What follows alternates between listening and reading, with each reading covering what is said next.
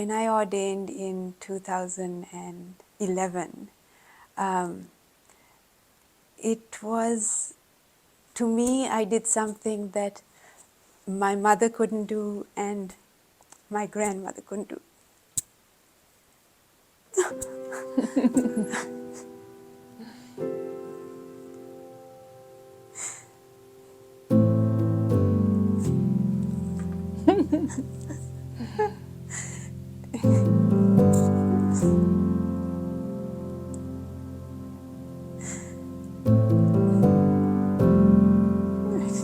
Sorry.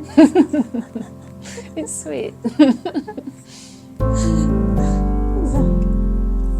I have to give her a hug. Oh.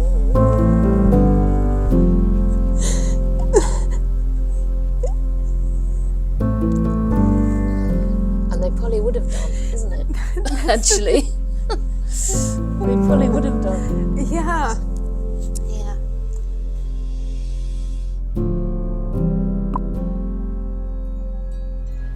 This is Ajahn Brahm here, speaking to you from Perth in Western Australia.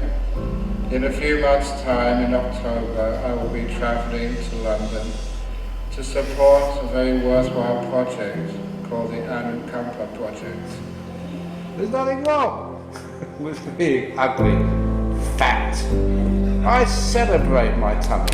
I know that there are some things which a monk can teach people and they get inspired, but there's other things which you need a Theravāda Buddhist Nun to teach, which I cannot do, which no other monk can do.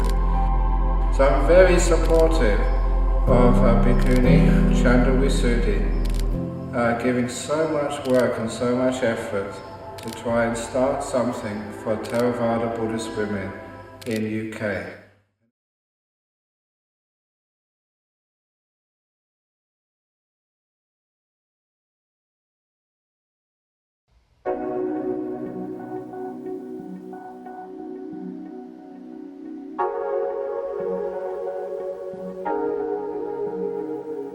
We just opened this monastery a week today. I think I've always liked being on the top of a hill, and this is on a hill over Oxford, the kind of places where sages live. Ajahn Brahm always jokes that you don't find enlightened people in the swamp. So this is not a swamp, it's a hilltop.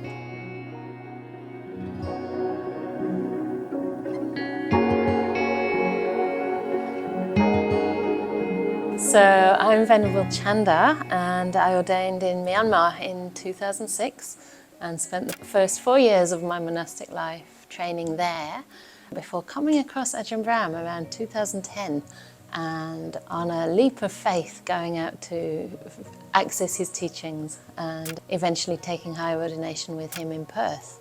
And that's where I met Venerable Upekkha also. I'm Venerable Upekkha and I'm Venerable Chanda's friend who's come from Perth to help her at this time of her project. So I'm not sure what's going to happen, but here I am.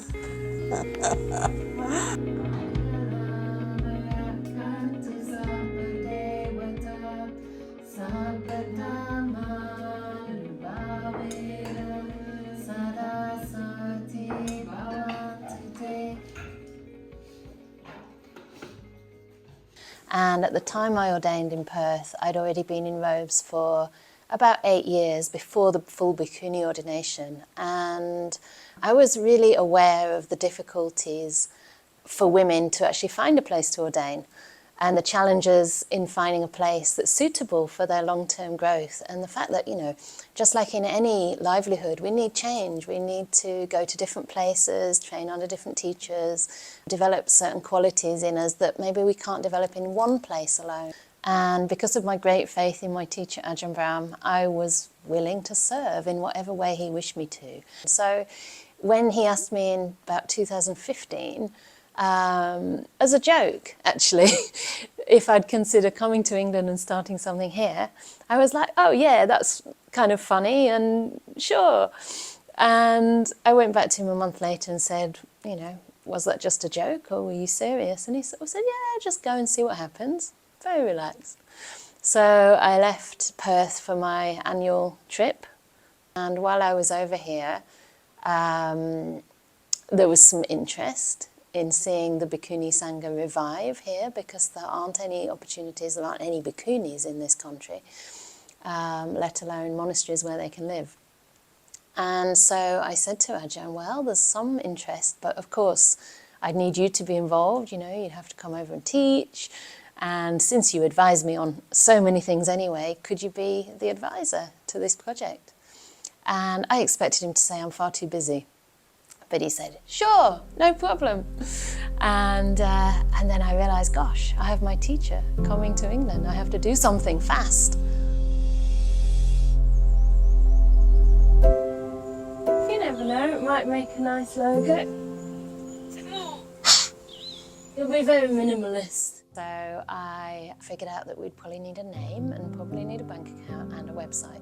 And I had no idea how to do the second two. The name, okay, can come up with something. And I came up with the name Anukampa, which means compassion.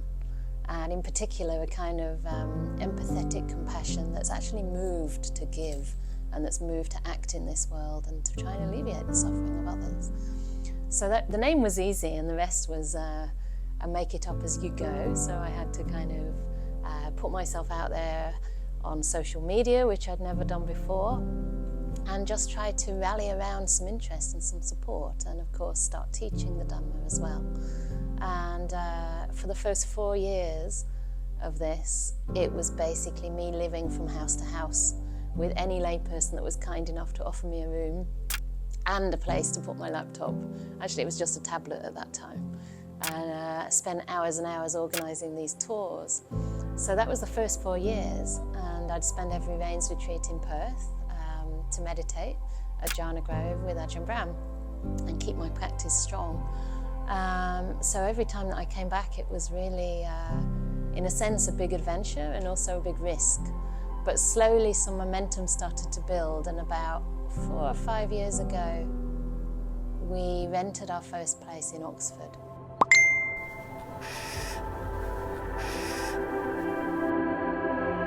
This was in the BSWA newsletter when we got our first property. This is the first property. The one that we are going later. Yes, the one that we're going later on. Because I hadn't lived in England for most of my adult life. I'd lived in Asia, mostly India and Burma, and then Australia. So I really had no idea where to start. But Oxford is also quite close to London. It's easy to access. It's somewhere that I knew 2 or 3 people. And it's quite multicultural, like there's a lot of overseas students, it's got a kind of fairly young and dynamic vibe, and it's quite a beautiful city. So we used to do our retreats in here, and we had Ajahn Brahm here for a couple of one-week retreats that we took together online. And I think there's still a very peaceful energy here, the way you can transform a house into a vihara. Colour helps too. This is what became my room. Yeah, so you can see the same colour. So Ajahn Brahm sat in the cupboard. I asked him to do it. I said, look Ajahn, I know he likes cupboards. I said, you can meditate in there. It's like his cave, right? So he said, really? I said, yeah. Are you going to try? He said, okay. And then I asked him the next day. He said, you had 20 minutes. He sat in there. Sideways, of course. So this is what I miss the most, my study. And this was my white cupboard with tons of plants. And this is what I want in the new place. Just a room, any room, little room, fine. That I can be on my own, close the door and get on with my work.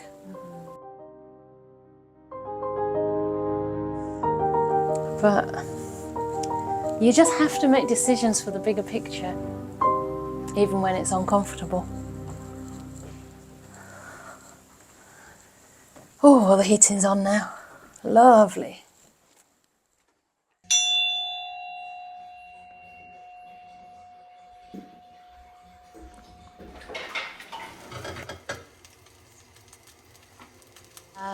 But still, renting a little house in the city was a big difference from living as a forest bhikkhuni. And the aim was always to have a place big enough that we could actually take in trainees. So for several years I've been wondering how this can happen, because even though people are incredibly generous worldwide, the house prices in England are shooting up, the economy is really struggling, and some people said to me, well, you know, the funds coming in are coming in more slowly than prices are increasing, you'll never manage. And of course there have been difficulties in other ways, finding the right people, having trustees on board who then turn out to have maybe not the same intentions as the spiritual leaders of the project, and many, many challenges we've had to overcome. But then finally last year, when Ajahn Brahm was over in England, I kind of hit a point where I was like, how do we go on from here? And I could see my mind getting despondent, and I thought, right, I'm just going to check online and see if there's any property available. You never know. By now I've checked through thousands, right? Thousands and thousands of places across the whole country, various different towns, villages, every possible floor plan. I know them all. And suddenly I saw this place and I was like, oh, okay, it's in a fantastic area, just 5 miles from Oxford, but it's a rural area. And this place had the perfect floor plan, at least in terms of the kind of main rooms.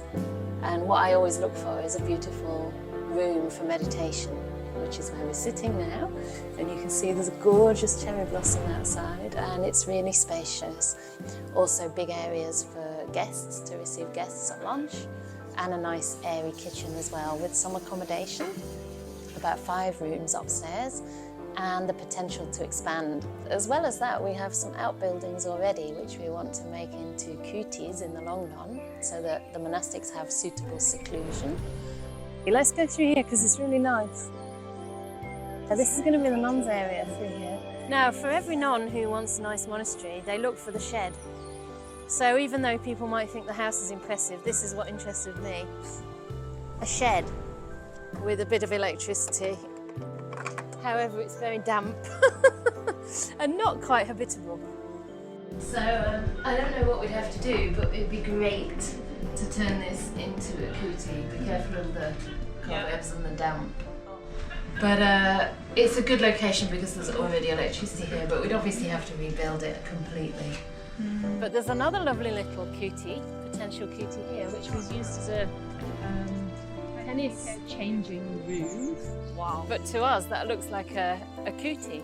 Apparently they were here before the house, and there's a few of them on Boars Hill where they all academics used to come up from Oxford to read their books. And we could make an area there for the Sangha, or we could make the nuns' area bigger so there's more seclusion. Because for our practice it's really important that we have a sense of solitude.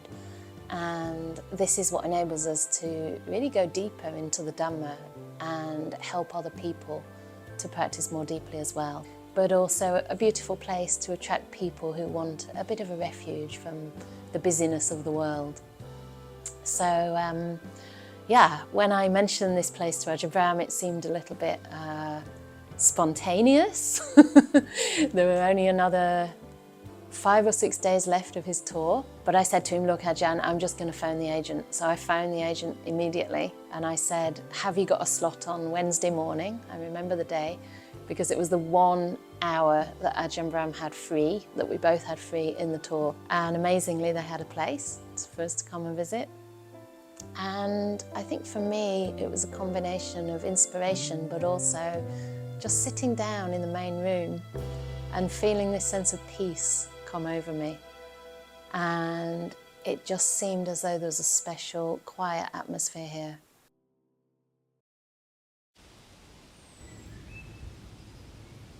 Wisely reflecting, I use unspoon, not for fun, not for pleasure, not for fattening, not for beautification, only for the maintenance and nourishment of this body, for keeping it healthy, for helping with a holy life, thinking thus, I will allay hunger without overeating.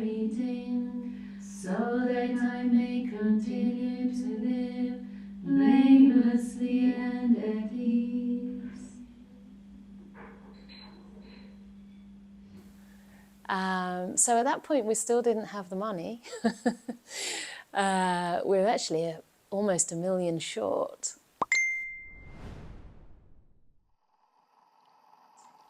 We basically tried to discuss it with the people at the weekend retreat. He was still in England for a weekend retreat, and we said we need these loans in order to make this happen. And the feedback from the international community was just incredible. So because yesterday we told you that we went to see it on Wednesday, a beautiful property on a hill with forested area, and just the right amount of seclusion while still being accessible. So I loved it. Ajahn Brahm, I loved it too.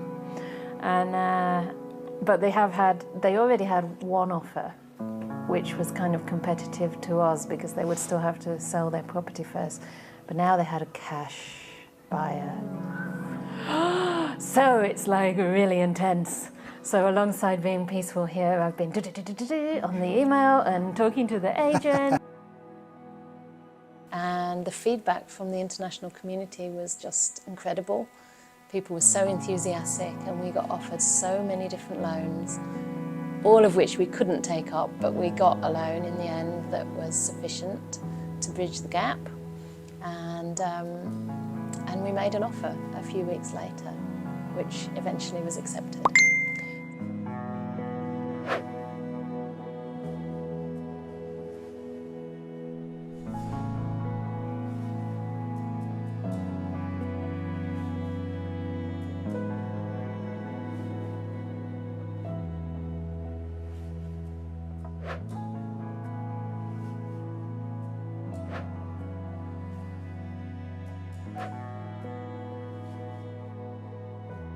I just think that this aspiration has been in the hearts of women for 1,000 years at least, and they just could never do it. My great-grandmother apparently was a very pious woman, and so was my grandmother, and so was my mother, and they never had the opportunity to. So it just, I don't know why I have. What I feel I possibly must have been waiting for lifetimes myself. So when I ordained, I thought, my goodness, I've been given this gift, and I mean, it's just natural to want to make it available for others. So.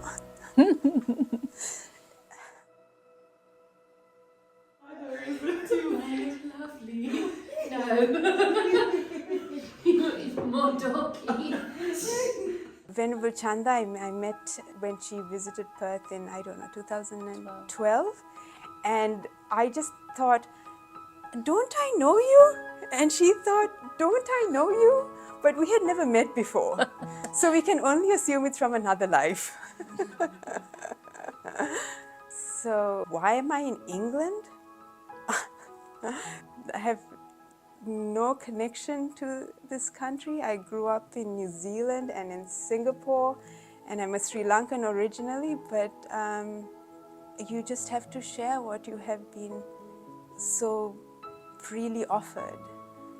And Venerable Canda is a good friend, and how can you not help a friend when they are in need? So here I am.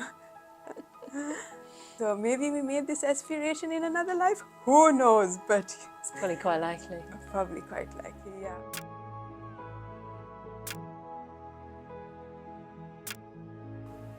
It was right after COVID when a lot of changes happened for this project, because Venerable Canda had spent quite a few years in sort of behind locked doors but on Zoom.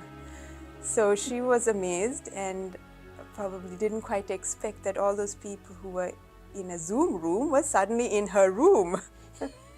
And there was just support that she didn't realize she had gathered in the last few years on Zoom. So I walked in, and so did so many other, many incredibly capable women who were sincere and wishing to make this project happen. So it was like an English spring. it happened just like that. Well, I mean, the spring happens just like that. Yeah. It takes the whole year to get there, but the spring happens just like that. I came here, I said, okay, well, I'll come again next year. And then she said, well, by the way, you'll be packing to move the monastery.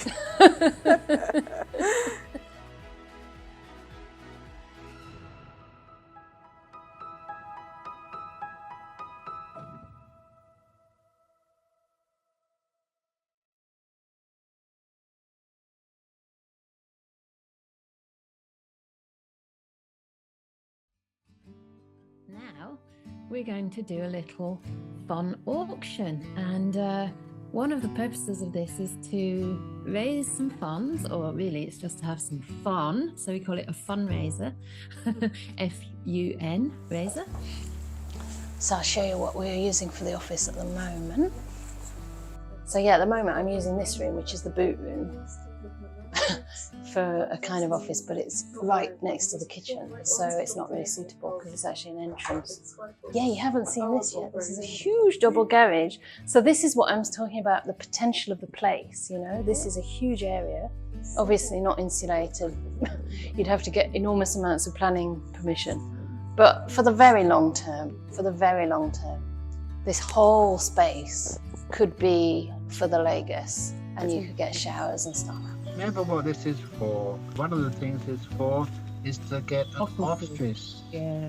So this is the tennis court that was obviously not the reason we bought this place. But nevertheless, we use it for walking meditation. However, it could be a very suitable place to put the new office close to the house, or even on the grass verge over there. It doesn't really matter how much you bid. What's important is just you realise this is your opportunity to put this Anukampa monastery up to its next level. We got the land, it looks beautiful. Now we actually want to make sure it's comfortable. And honestly, the most important person in there has to be Ayya Canda, and make sure she's looked after. And then you will benefit from that for years. I mean, kutis are things that monks naturally get. I mean, the minute they become samaneras in Bodhinyana, they get a kuti. Whereas I haven't had a kuti for 8 years, since I left Perth.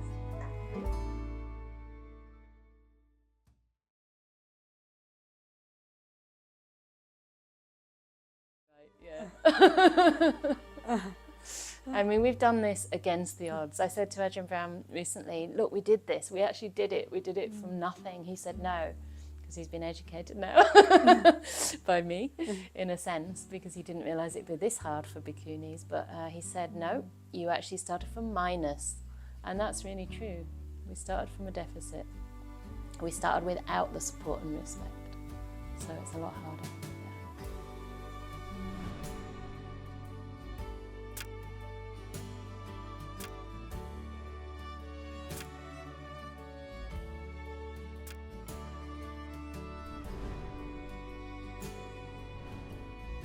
Just to summarise, whatever I say and however I think it happened is a story, and it's a sequence of events, but I think the real momentum behind this is the Buddha's own wish to see the fourfold assembly strong. And I believe the seeds for the Bhikkhuni Sangha and the Sangha in general, the fourfold assembly to be strong, were planted long ago by the Buddha himself. And in a sense, it has to happen. It's only us who can prevent it. We can block it, but if we don't block it, it will